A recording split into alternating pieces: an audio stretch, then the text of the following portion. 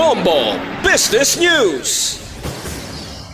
Posible nga mangin epektibo na sa masunod nga bulan ang pagsaka sa balayran sa kuryente bangod sang epekto sang giyera sa Middle East kag bangod sa padayon nga pagluya sang balor sang Philippine peso batok sa US dollar. Suno kay Energy Regulatory Commission kay Chairperson Francis Saturnino Juan, maga-reflect ini sa bill sa Abril bilang epekto na sa presyo sang supply sa generation companies, distribution utilities kag mga retailer. Sa subong wala pa natumod sang komisyon kung pila eksakto ang ipasaka sa power rates. Una na nga nagpagwa sang projection ang National Association of Electricity Consumers for Reforms.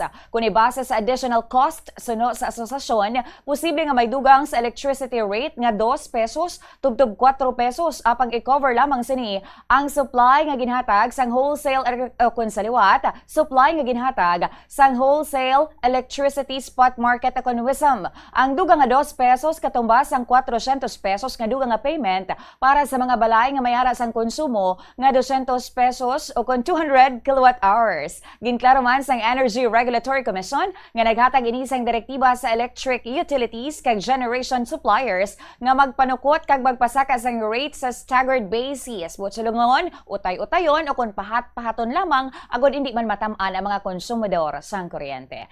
Sa iban pa natin nga balita sa negosyo sa ato naman nga mga motorista yari ang posible big time oil price hike nga ipatuban subong nga semana o kung ipatuman subong nga semana. Sa gasolina posible magsaka sang 7 pesos tubtob 7 pesos and 50 sentimos sa kada litro. Sa liwat sa gasolina posible magsaka sang 7 pesos tubtob 7 pesos and 50 centavos sa kada litro. Sa diesel posible magsaka sang 14 pesos tubtob 14 pesos kag 50 sentimos kada litro. Sa liwat, sa diesel posible magsaka sang 14 pesos tubtob 14 pesos and 50 centavos sa kada litro. Posible nga maglabot na sa 130 pesos per liter ang presyo sang krudo sa iban nga areas samtang ginalantaw yara sa 100 pesos o kung mas masaka pa o kung mas mataas pa ang presyo sa kada litro sa gasolina. Sa ato na nga reference rate.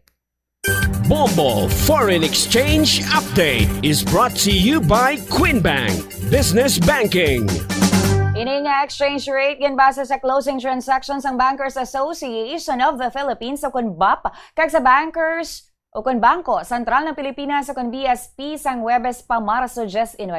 Wala sang transaksyon sang Biyernes bangod isa ka regular holiday, wala man sang transaksyon sa bilog nga weekend. Magka-resume na sa bunga aga. 60 pesos and 10 centavos ang baylo sang isa ka US dollar. Nga mo ang bago nga all-time low. Samtang 7 pesos and 60 centavos ang baylo sang Hong Kong dollar, 46 pesos and 43 centavos ang baylo sang Singapore dollar, 15 pesos and 87 centavos sa Saudi Real, kag 68 pesos and 32 centavos baylo sang euro.